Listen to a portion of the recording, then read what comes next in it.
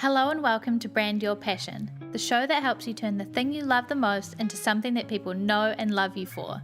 I'm your host, Holly Arnett, the brand coach for creatives, and I'm on a mission to make the world a more creative place, one brand at a time. If you're ready to get more eyes on your work, more dollars in your pocket, and more creativity in your life, you're in the right place. Welcome. Let's brand your passion.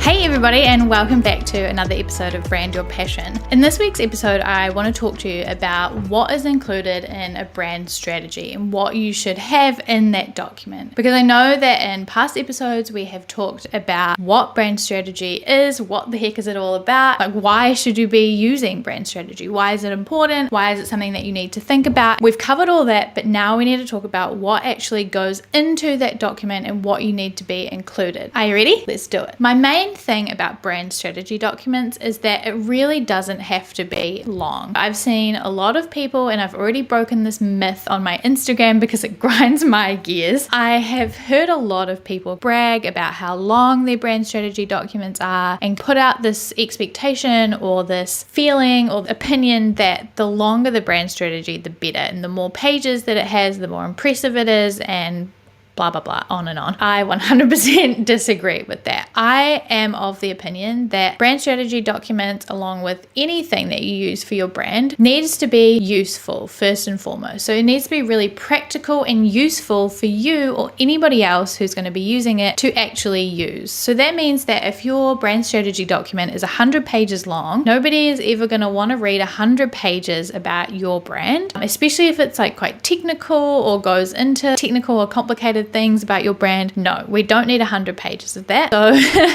I think that the shorter, more concise, effective, and efficient your brand strategy is, the better. If you're thinking, okay, I need a brand strategy, but I'm a little bit overwhelmed because I feel like I need to be talking for 100 pages about my brand, do not worry. You don't need to do that. It can be a short PDF document, or it doesn't even have to be a PDF. You can host it in something like Notion, Google Drive, or Trello, or wherever it is that works best for you. This document can really just be efficient and effective and to the point. That's my disclaimer about brand strategies, is that let's go for short, effective, and efficient instead of long, waffly, and pointless. Can you tell I have some opinions? That's kind of the disclaimer, but let's talk about, okay, if we're going to keep it short and efficient, what are the main things that we need to cover in this document? If you have heard me talk before about my Make Your Mark model, basically brand strategy covers the first 1 to 3 steps in my model, and it's all about clarity, right? Those 3 steps are uncovering your identity, pinpointing your people, and finding your voice. And then we move into defining your vibe, boosting your brand, and all those things are all about actually putting your brand into action. So we're going to focus on the brand strategy side of things, clarity side of things, which is those 3 steps, the first 3 steps. So that means that those are the 3 things that are going to be going into your brand strategy. The first one is your identity. This is where you are talking about everything that makes you and your brand unique and stand out from the crowd, right? You're talking about your vision, your values, your purpose, story, everything that makes you unique in terms of your messaging, everything that goes behind your brand, everything that's underneath the colors and the fonts and all of that stuff. So that's what goes into the identity portion of things. It's all about who are you and why are you doing what you're doing, and what is it that you're doing. It's about all of those things that you want to communicate clearly to your audience. It's the why behind everything. Part number 2 is all about your people. So this is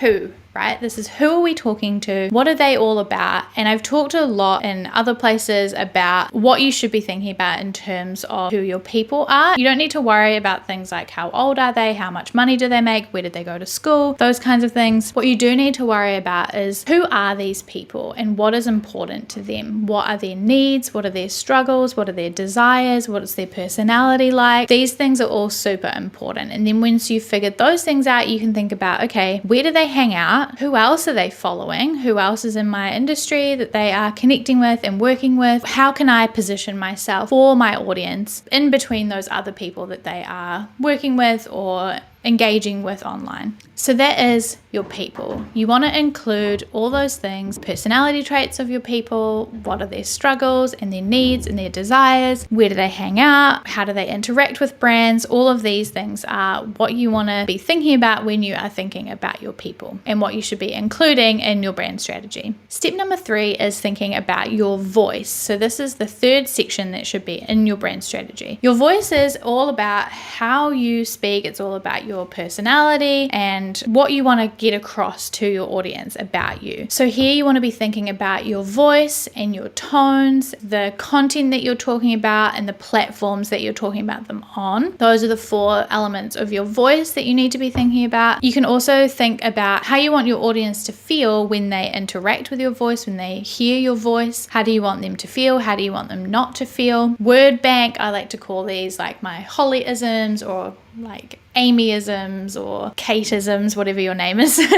So I would have a word bank of Holly-isms that are unique to my brand. So these are words that I'm always going to use or that I can pop into my copy to infuse a little bit of Holly magic in there. You can also include things like your slogans and taglines, things that are parts of your copy that you're going to be using often and that are part of your brand voice. And then the last thing that you can think about is your vibe. So we covered those first 3 important parts of brand strategy, parts of your clarity. And so the last thing to think about is we're now moving into like the transition between brand strategy and creating your identity. And so you can start to think about the vibe of your brand, and that's thinking about things like the personality of your brand, the colors that evoke what you're trying to evoke, the fonts that might evoke that, putting in your mood board, showing the direction that your brand is going to go in and how that's going to convey what you want it to convey. Thinking about the direction and the vibe of your brand is something that's really cool to include towards the end of your brand strategy. So that was a quick overview, but I hope that it's given you an insight into what you should be including in your brand strategy document.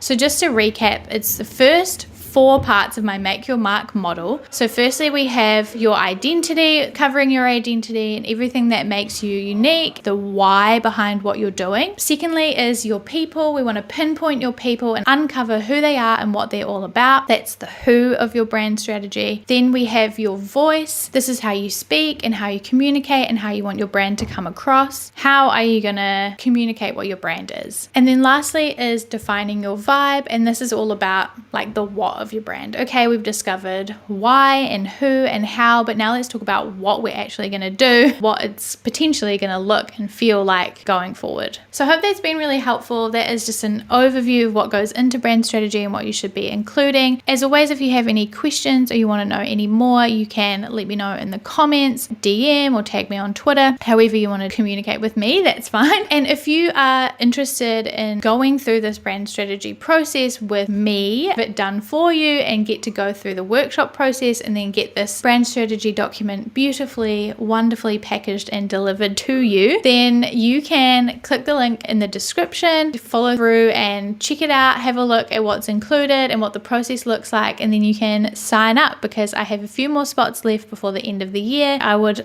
absolutely love to go through this process with you if you are interested in doing that. And I will see you in the next one. Bye! Thanks for listening to this episode of Brand Your Passion and choosing to spend some time with me learning about branding, business, and all things creativity. You can find more episodes just like this one at blackandwhitestudios.nz/brandyourpassion. If you liked this one, you can tap that subscribe button so that you're notified about every new episode. And if you've got a spare second, I would love it if you could leave a review on iTunes or wherever you're listening to this podcast right now. I would love to hear from you and hear about how you're enjoying the podcast. If there were some helpful goodies in this episode for you, it would mean the world to me if you could screenshot your podcast player on your phone right now, hop over to Instagram or Twitter and tag me at Black and White Studios. That's at BLCKWHT Studios. By subscribing and reviewing and sharing, you're helping me to reach more creators just like you so that together we can make the world a more creative place, one brand at a time. I really can't achieve this mission without you, so your support means the world. I'll talk to you in the next episode, but until then, keep creating.